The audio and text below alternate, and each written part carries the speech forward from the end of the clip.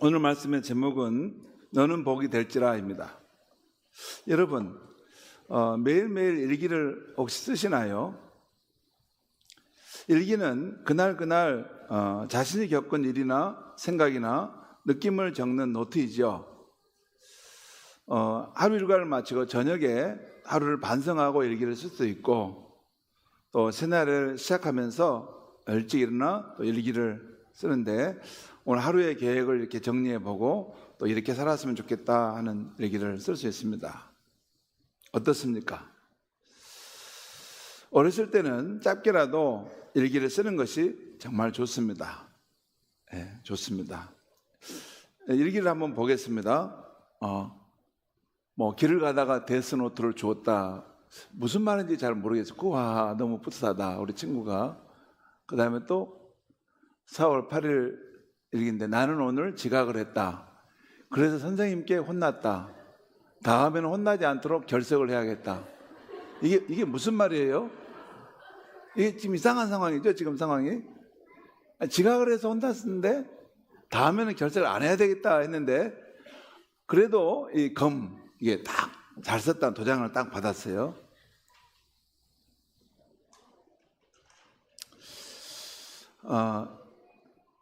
그러면 여러분, 우리의 인생은 내가 써가는 이야기일까요?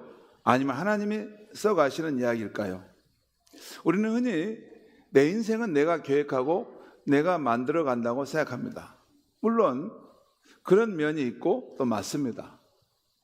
그런데 성경은 조금 다르게 말씀합니다. 하나님이 우리 각 사람에 대해서 계획과 꿈을 가지시고 우리에게 찾아오셔서 그 계획을 이루어 가신다는 것입니다.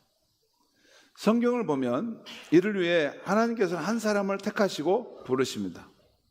그 사람과 함께 하면서 그 사람을 통해 하나님의 이야기를 써 가십니다. 노아가 그랬습니다. 모세가 그랬습니다. 다윗이 그랬습니다. 오늘 본문의 아브라함이 그랬습니다. 하나님은 아브라함을 부르시면서 말씀하십니다. 너는 복이 될지라. 그리고 아브라함을 복된 사람으로 만들어가는 이야기를 하나님은 쓰십니다. 그 이야기가 창세기에 나와 있죠. 성경을 보면 오늘 읽은 창세기 12장 이전의 상황은 이렇습니다. 태초에 하나님이 온 우주와 인간을 창조하셨습니다. 그리고 첫사람 아담과 하와를 에덴 동산에 살게 하십니다. 그런데 뱀의 유혹을 받아 하나님과 같이 되고자 인간은 선악과를 따먹게 되죠. 그 결과 죄가 세상에 들어오게 되고 창조 세계의 모든 관계가 중심에서부터 뒤틀리게 됩니다. 아담과 하와 가정이 무너집니다. 가인은 동생 아벨을 죽입니다. 노아의 시대는 세상이 너무 악해져 갑니다. 그리고 바벨탑을 하늘까지 쌓아 올림으로 인간은 하나님을 대적하게 됩니다. 결국 하나님은 언어를 혼잡하게 하심으로 사람들을 온 세상으로 흩으셨습니다. 그렇게 인간은 점점 악해져 갑니다. 하나님과의 관계는 더 깊이 단절되죠. 세상이 회복될 희망은 전혀 보이지 않았습니다. 바로 그때 하나님은 잘못되어가는 이 세상을 회복하시기 위해서 원대한 계획을 세우시고 그 일을 시작하십니다. 바로 오늘 본문에 한 사람 아브라함을 택하셔서 역사의 무대로 불러 올리십니다.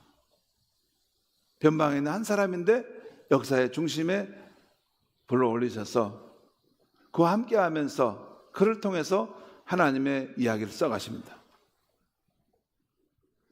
이 하나님의 부르심에 대해서 아브라함은 믿음으로 순종하여 나아갑니다. 오늘 읽은 말씀에는 하나님이 주도하시는 큰 이야기 속에서 아브라함이 반응하는 작은 이야기가 펼쳐지고 있습니다. 주도적이라는 표현을 냈는데 주인 주자에다가 인도할 도자입니다. 중심이 되어서 어떤 일을 이끌어 간다라는 그런 뜻입니다. 주도적. 그러니까 하나님이 주도적으로 큰 이야기를 펼쳐가신다라는 말은 하나님이 중심이 되어서 그 일을 펼쳐가시는데 사람 치고 세우셔서 하나님과 함께 그 일을 해가게 하신다는 것입니다. 사실 믿음의 눈으로 보면 하나님이 주도해 가시는 큰 이야기 속에 우리의 작은 이야기가 있습니다. 빅 스토리와 스몰 스토리입니다. 빅 스토리는 그 시사의 관점으로 역사를 보는 것이고, 스몰 스토리는 좁게 한 개인의 관점으로 역사를 보는 것입니다.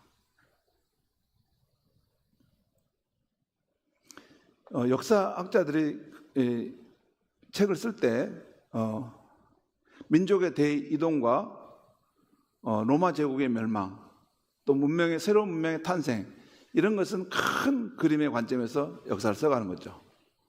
하지만 작은 그림도 있습니다. 그것은 한 사람, 한 개인의 그 평범한 삶을 통해서 나라 전체에 영향을 미치는 큰 일들이 준비되고 있다는 것입니다. 성경에는 하나님이 써가시는 큰 이야기 안에서 인간이 써가는 작은 이야기들이 따라 나옵니다. 출애굽 시대에 어린 모세가 태어나는 이야기입니다.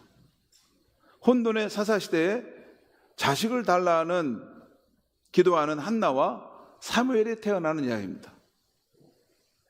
불신과 패배의식이 가득 찬 때에 어린 다윗이 골리앗을 만나게 되는 이야기입니다. 그리고 페르시아 왕국에서 유다 백성들이 힘없이 살아갈 때 한 유다인의 여인인 에스더가 뜻밖의 페르시아의 황후가 된다는 이야기입니다. 이 모든 이야기는 하나님께 주도하시는 큰 역사의 흐름 속에서 인간의 그런 삶이 함께 참여하고 거기에 동참하게 된다는 그런 이야기입니다. 믿음의 눈으로 보면 여러분과 제가 이 대한민국에 태어나게 된 이야기, 또 구주 예수님을 믿고 하나님의 자녀가 된 이야기, 또 순천의 많은 교회 중에서 순천은성교회 교인이 된 이야기, 그리고 우리가 어느 가정의 자녀로 태어났는데 특별히 그 가정의 자녀로 태어난 이야기는 모두 다 하나님이 먼저 주도하시는 이야기 속에서 일어난 일이라고 할 수 있습니다. 그것이 믿음의 사람의 관점입니다. 자, 그러면 오늘 아브라함을 통해 하나님이 주도해 가시는 큰 이야기는 어떤 이야기입니까? 이 이야기는 이 세상에서 가장 큰 이야기입니다. 우주의 창조와 타락과 구속과 회복의 이야기가 가장 큰 이야기입니다. 하나님이 지으신 찬조운 세상이 인간의 죄로 인해 잘못되게 된 것입니다. 하나님은 죄로 무너진 세상을 다시 구원하려 하십니다. 잃어버린 인간을 다시 찾으려 하십니다. 그래서 하나님은 오늘 아브라함을 선택하시고 그 후손으로 예수 그리스도를 보내셔서 온 세상을 구원하려 하신 것입니다. 오늘 창세기 12장은 하나님이 주도해 가시는 인류 구원의 큰 이야기가 한 사람 아브라함에서부터 시작된다는 것을 보여줍니다.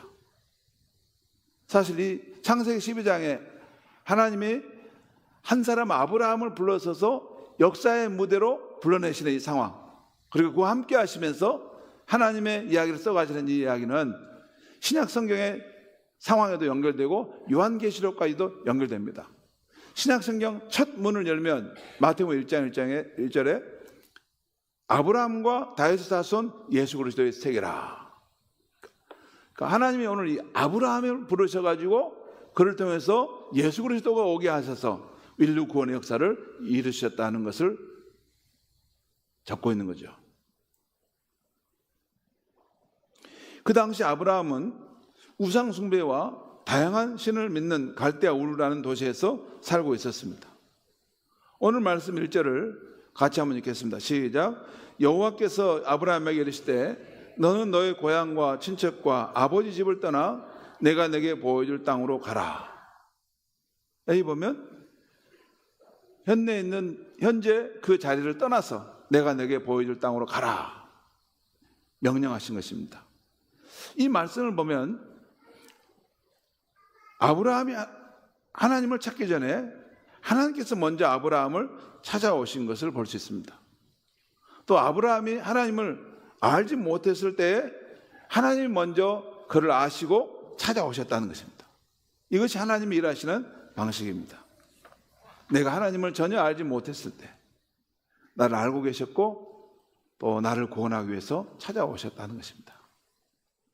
그 다음 하나님께서 아브라함을 부르실 때 축복의 약속을 주시며 부르십니다. 오늘 2절 말씀인데 같이 한번 읽겠습니다. 시작. 내가 너로 큰 민족을 이루고 내게 복을 주어 내 이름을 창대하게 하려니 너는 복이 될지라. 여기 보면 이 내가 너로 큰 민족을 이루고 또 내게 복을 주어 내 이름을 크게 할 것이다. 이 영어 성경에 보면 이 주어 다음에 조동사가 will이 나옵니다. will. 여러분 영어에 이 will이라는 조동사는 그 화자 주어의 강한 의지를 담고 있어요. 그러니까 하나님께서 주도적으로 역사하셔서 아브라함을 그렇게 복되게 하겠다는 것입니다. 너를 큰 민족을 이루게 하고 또 너의 이름을 창대하게 할 것이다. 누가? 하나님께서 하시겠다는 거예요. 그리고 2절 끝에 말씀 너는 복이 될지라는 말씀을 주목할 필요가 있는데요, 이 말씀은 너는 복이 되었으면 한다 희망사항의 말이 아닙니다. 너는 복이 될 것이다 단순히 미래의 말도 아닙니다. 그보다는 전능자 하나님의 의지가 담긴 말로 내가 너를 반드시 복된 존재가 되게 하겠다 하는 말씀입니다. 여러분 그러죠? 그런 말씀 인간들은 별로 안 씁니다. 너가 앞으로 복을 받았으면 좋겠어 희망 이런 걸 말하지 내가 너를 복되게 할 것이다 이런 말은 인간은 못합니다. 천지의 주인이신 하나님만이 우리 인생을 찾아오셔서 내가 너를 복되게 할 것이다 이런 말씀을 하실 수 있는 거죠. 여기서 분명히 알 것은 하나님께서 아브라함을 향해 너는 복이 될지라 할 때 아브라함 혼자 힘으로 스스로 복이 된다는 말씀은 당치 않는 이야기입니다. 그게 아니고 복의 근원이신 하나님이 아브라함과 함께 하심으로 세상에 복을 끼치는 존재가 된다는 것입니다. 또 하나님의 복이 아브라함 안에서만 머무르는 것이 아니라 그를 넘어서 세상에 복을 끼치는 사람이 된다는 것입니다. 이 말씀을 들을 때 우리 중에 어떤 분은 나는 안 돼. 난 불우한 집안에서 태어났어. 난 문제아야. 난 더 이상 회복의 길이 안 보여 하는 분이 있을 수 있습니다. 그러나 그런 분에게도 전능자 하나님은 아니야. 그래서 날 믿어봐. 날 붙들어봐. 아니 그것도 어려우면 포기하지만 하지 마라. 그러면 때가 되면 내가 반드시 너를 세워 세상에 복된 존재가 되게 할 것이다 하시는 분이 오늘 아브라함의 하나님이요 우리가 믿는 하나님이신 것입니다. 여러분 꼭 기억하세요. 인생을 살다 어려움을 당할 때가 있어요. 그때 하나님을 붙들고 싶지만 하나님 붙드는 힘도 이게 바닥에 나버릴 때가 있어요. 그때도 한 가지만 꼭 지키고 있어요. 포기만 하지 마세요. 포기만 하지 않으면 하나님께서 여러분의 삶에 역사하셔서 새 힘도 주시고 다시 일어나서 복된 존재가 되게 하신다는 것을 꼭 믿으시기 바랍니다.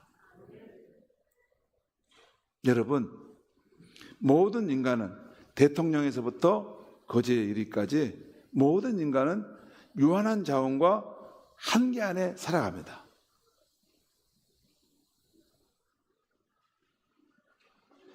이 자원과 능력이 한계 안에 살아간다는 거예요. 우리가 가진 것이 한계가 있어요. 그래서 이 세상에서 일어나는 이런 일들을 다 우리가 방어해낼 수가 없어요. 때로는 어려운 일, 위험한 순간이 있는데 그것을 다 막아낼 수가 없는 것입니다.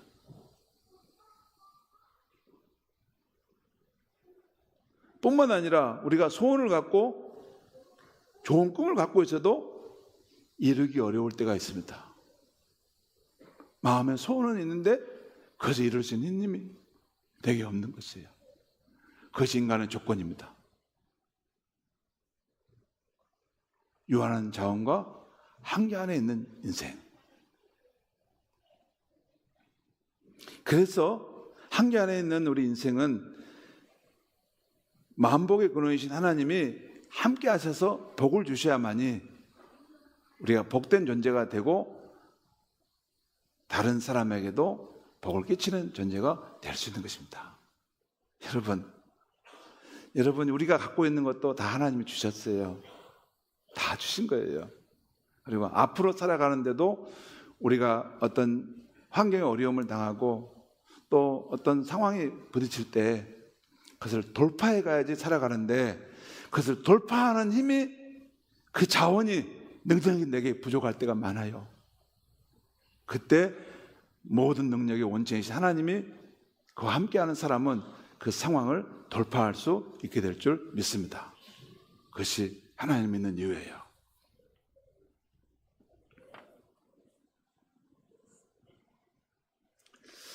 자, 이것이 아브라함을 통해 하나님이 주도하시는 큰 이야기의 부분입니다. 하나님이 일하신다는 거예요. 그 다음에 좀 작은 이야기는 이 하나님의 주도적인 부르심 안에서 한 개인 아브라함이 믿음으로 순종하는 이야기입니다. 오늘 본문 4절은 이에 아브라함이 여호와의 말씀을 따라갔다고 기록하고 있어요. 오늘 말씀과 창세기에 기록된 아브라함의 삶을 보면 아브라함이 어떻게 믿음의 순종을 했는가를 보여줍니다. 여러분 꼭 기억하세요. 하나님의 주도적인 부르심 속에 있으면 그 안에 우리 한 개인의 인간의 삶이 있는데 우리 인간의 삶이 그 믿음을 가지고 하나님께 순종하는 것조차도 하나님이 우리에게 주심으로써 일어나는 것입니다. 하나님의 주심으로써 믿고 순종해 갈 수 있는 것입니다. 하나님이 주시지 않는데 믿고 순종한다? 그런 것은 없어요. 그래서 하나님이 항상 우리 삶에 계시고 동행해야 하는 것입니다. 자, 세 가지 정도인데요. 첫째, 아브라함은 자신에게 우상이 된 것, 과거의 잘못된 삶의 자리에서 떠났습니다. 오늘 1절에서 하나님은 아브라함에게 너의 고향과 친척과 아버지 집을 떠나 내가 내게 보여줄 땅으로 가라 명령하십니다. 여러분, 아니 기독교는 이 고향과 아버지 집을 떠나라는 말인가? 이 좋은 것이 우리 존재의 기반인데 그런 뜻이 아닙니다. 그 당시 아브라함의 고향과 그가 살았던 하란은 우상 숭배와 다양한 잡신을 섬기는 영적으로 혼미한 세상이었습니다. 그래서 하나님은 너가 나와 함께 하려면 그것을 떠나야 한다 명령한 것입니다. 오늘 아브라함은 그 말씀에 순종하여 그 자리에서 떠났습니다. 여러분, 하나님 믿는 신앙생활은 이렇게 시작하는 것입니다. 자신에게 우상이 된 것, 과거의 잘못된 삶, 죄를 짓는 삶의 자리에서 일어나 떠나는 것입니다. 분명히 떠나는 삶의 출발점이 있어야 되는 것입니다. 어정쩡하게 섞여 있으면서 하나님의 새로운 삶의 시작이 있다? 그런 건 없습니다. 하나님은 죄인도 사랑하시지만 죄 가운데 뒹굴고 있는 모습 속에서 축복할 수는 없습니다. 그 죄를 짓는 삶의 자리에서 떠나고 이제는 하나님의 거룩한 자녀로서의 새로운 삶을 시작하는 것입니다. 그때부터 하나님은 새로운 역사를 그 인생 가운데 펼치신 것입니다. 두 번째, 아브라함 믿음으로 순종한 부분은 두 번째는 아브라함 어디를 가나 하나님 앞에 제단을 쌓고 예배의 삶을 살았습니다. 오늘 7절과 8절에 보면 아브라함 어디를 가든 그곳에 먼저 제단을 쌓고 그 다음 자신이 살 장막을 쳤다는 것을 보여줍니다. 여러분, 우리 자신이 복을 받고 세상에 복을 끼치는 사람이 되는 것은 예배가 내 삶의 중심이 되어야 하는 것입니다. 여러분, 예배가 뭡니까? 예배는 그냥 무슨 한 예식 하나 마치는 것입니까? 내게 평안과 위안을 주는 것 정도로 한번 마치는 것입니까? 아닙니다. 예배는 살아계신 하나님이 이곳에 임재하시고 특별히 우리에게 말씀을 통해서 우리 영혼을 때리는 것입니다. 그 말씀이 우리 영혼에 살아있는 말씀으로 들려오는 것입니다. 맨날 교회를 나왔는데 그냥 한번 예배를 졸다가 그냥 졸다가 갔다. 그런 게 아닙니다. 어느 순간 말씀을 듣는데 그 말씀이 내 존재를 뒤흔드는 생명의 말씀으로 그것이 들려오는 것입니다. 그 자리를 일어나 떠나라. 더 이상 죄를 짓는 삶의 자리에서 떠나라.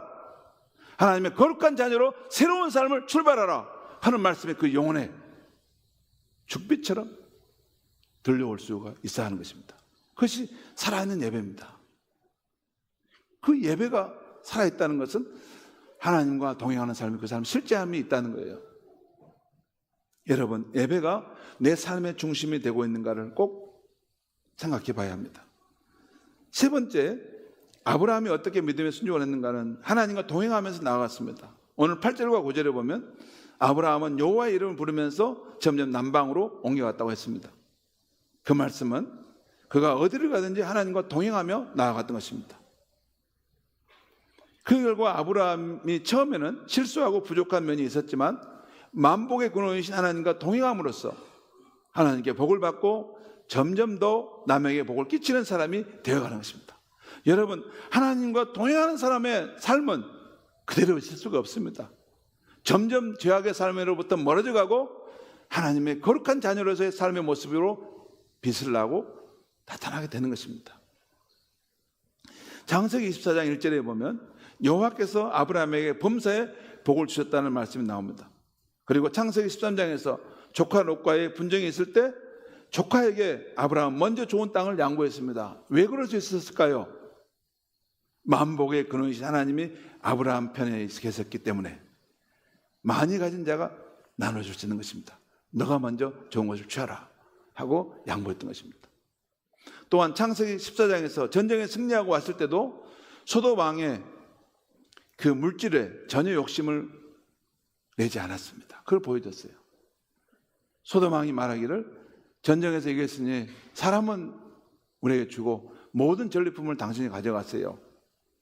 아니다. 그렇지 않다. 오직 하나님께만 영광을 돌리기 원하고 너로 인해서 내가 재산을 늘어났다 이렇게 말을 듣기를 원치 않다 하면서 거절합니다. 이렇게 평화를 추구하고 어려움에 처한 자를 도와주며 물질에 담담한 아브라함의 모습은 이웃에게 복을 끼치는 사람이 되어가는 것입니다. 결국에 그의 후손에서 예수 그리스도가 태어나심으로 온 세상에 복을 끼치게 된 거죠. 그런데 여러분, 사실 하나님이 인류 구원의 큰 그림 속에서 아브라함을 부르신 이야기는 갈라디아서 3장에 보면 예수를 믿는 우리들도 아브라함과 함께 복을 받고 아브라함처럼 세상에 복된 존재가 되게 하시려는 것이라고 말씀하고 있습니다. 그러니까 아브라함처럼 여러분과 제가 복의 원천이신 하나님께 복을 받아 자신을 넘어 이웃에게 복을 끼치는 사람이 되는 것입니다. 그렇습니다. 우리는 가정에서도 복이 될 사람입니다. 예수 믿는 가족 한 사람으로 인해서 온 가족이 구원함의 복을 받는 것입니다. 학교에서도 믿는 학생 한 사람으로 인해서 그 학교가 복을 받는 것입니다. 일터에서도 믿는 직원 한 사람으로 인해서 그 가게와 회사가 복을 받는 것입니다. 이런 복덩이가 어떻게 들어왔을까? 그런 존재가 되는 것이 크리스찬인 것입니다. 관공서에서 일하는 크리스찬도 그 한 사람을 통해 그 시민들이 복을 받는 것입니다. 동사무소에서, 시청에서, 시의원에서 어디든지 크리스찬이 서 있는 곳에 그를 통해 세상이 복을 받는 것이 하나님 우리를 부르신 것입니다. 결국 우리 믿는 이들로 말미암아 온 세상과 국가가 복을 받는 것, 그것이 우리 기독교인이 세상에 존재하는 것입니다. 무엇보다 온 세상에 가장 완전한 복이 되신 분은 예수님이십니다. 예수님 하늘 영광을 떠나 인간 세상에 오셨습니다. 자신의 생명을 내어주셨습니다. 그래서 온 세상에 복을 끼치셨습니다. 이제 그 예수님 믿고 구원받은 우리들도 세상에 복을 끼치는 존재로 살도록 하신 것입니다.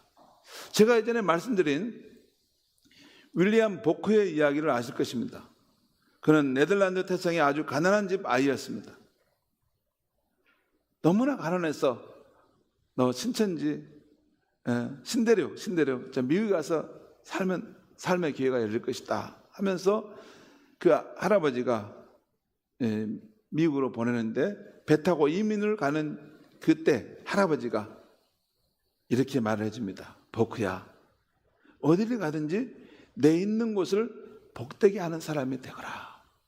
어디를 가든지 너가 서 있는 그곳에 사람들이 너 때문에 복을 받는 그런 사람이 되게 해라. 실제 보크는 이 말을 가슴에 품고 살아서 어디를 가든지 남에게 복을 끼치는 삶을 살았다는 것입니다. 여러분, 자녀들에게 꼭 해줄 말은 그 말입니다. 어디를 가든지 너로 인해 세상이 복을 받도록 하는 사람이 되라. 그것이 하나님이 너를 사랑하시는 증거다. 근본에 네팔 우리 유니사 자매가 얼굴에 화상치료를 잘 마치고 자기 나라로 돌아갔습니다.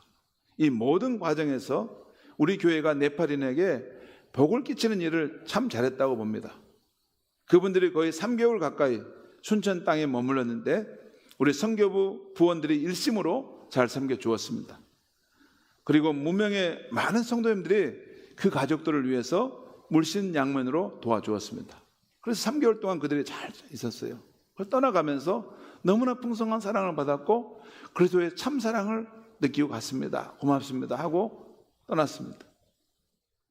저는 이 모든 이야기가 우리 공동체가 예수를 닮아 세상에 복을 끼치는 일을 한 것이라고 생각합니다. 앞으로 이 일이 네팔 선교의 아름다운 이야기로 퍼져갈 것이고 그 아버지가 그 카트만두의 교회 목사님이세요. 그리고 교회가 잘 부흥하고 세워져 가는 중에 있는데 아마 먼 날 우리로부터 받았던 그 그리스도의 사랑을 생각하면서 또 다른 더 어려운 사람들에게 그 사랑을 흘려보내는 역사가 있을 줄 믿습니다. 여러분, 오늘 믿음의 대상 아브라함에게 주신 너는 복이 될지라는 말씀은 사실 여러분과 저에게 주시는 말씀입니다. 바로 우리 자신이 하나님으로 인해서 복된 존재가 된다는 것입니다. 우리는 더욱 우리에게 우상이 되어 있는 것, 죄를 짓게 하는 삶에서 떠나고 하나님과 동행하는 삶을 살아야겠습니다. 그러면 점점 우리와 함께 하시는 하나님은 저와 여러분을 축복하시고 우리를 넘어 가족과 주변과 세상에 복을 끼치는 사람이 되게 하실 줄 믿습니다. 기도하겠습니다. 하나님 아버지, 감사합니다.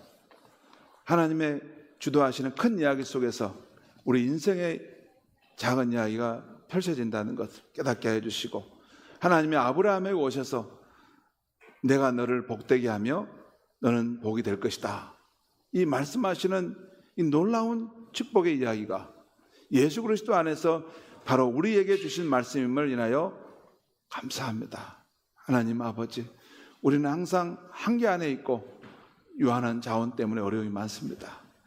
복의 근원이신 하나님이 우리와 함께 하심으로 우리의 인생이 늘 하나님이 주시는 여러 가지 복이 넘치고 또한 이것을 세상에도 끼칠 수 있는 함으로 복된 존재가 되게 하여 주시옵소서.